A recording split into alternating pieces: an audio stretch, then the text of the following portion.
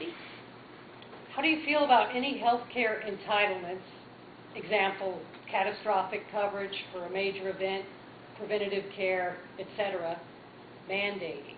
Yeah, well, I don't think anybody's entitled to anything from somebody else, and I don't think the government should be mandating anything either. I think individuals have a choice whether or not they want health care and how they want to pay for their health care, and the way in which they go about it and the doctors that they choose to use. I mean, this is not something that the government is to be involved in. I mean, the word health care doesn't appear once in the Constitution. It's not like people didn't get sick back in 1776.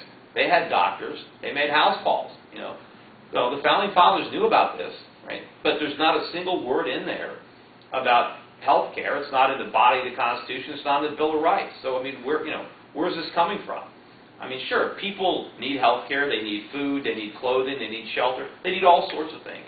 But they don't get these things from government. These things come from the private sector. They come from hard work. They come from savings. We don't want to bring the government in.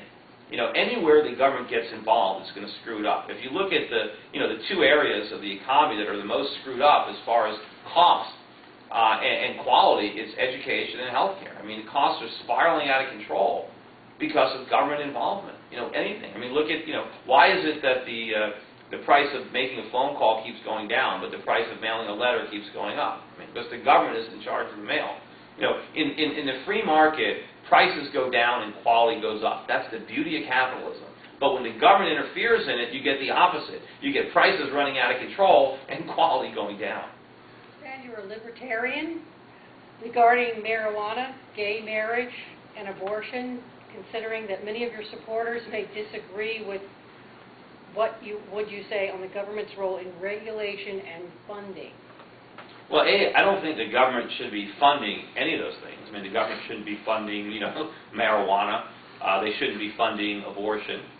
But the federal government doesn't have a role, in my opinion, in regulating in that area. So I think that if the state of Connecticut, for example, if they want laws, banning, marijuana use, that's fine for the state of Connecticut.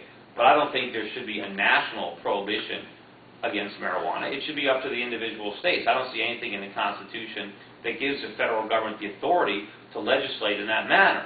The same thing for gay marriage. I mean, marriage is not to be defined by the federal government. The states can define it the way they want. It's not any of the federal government's business, and that would be my approach if I was a senator. If I was asked to vote on a bill that was, having Congress legislate on things that were beyond their constitutional authority, I would vote against it.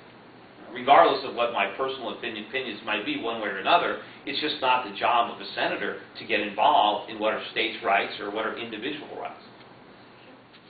This is a two-part question, Peter. What is your opinion of the czars being named without vetting or oversight by Congress? And can you define the role of the czars versus the cabinet positions? Well, I think it's a very fitting name that we're labeling on them. I mean, if we're going to act like the Russians, we might as well. And I'm talking about the communist Russians. We might as well borrow, some of their terminology. But I don't think there should be czars of anything. I mean, these cabinet positions or these jobs are not. There's nothing in the Constitution that authorizes the government to create these positions. They shouldn't exist. I don't even know. I mean, is it like some kind of it's not a cabinet position. It's just they just made it up and they decided to have these czars. And if you look at the things they're doing, what do we have an auto czar? I mean, we have no constitutional authority to bail out General Motors or to bail out Chrysler. So how can we have a czar to preside over authority that doesn't even exist, that's been usurped? So we shouldn't have any of this.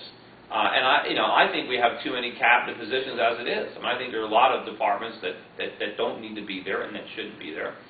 There's a lot of people in government. I mean, look at the Council of Economic Advisors. I mean, there's nothing in the Constitution that says we need those guys. And of course, look at the mess that we're in.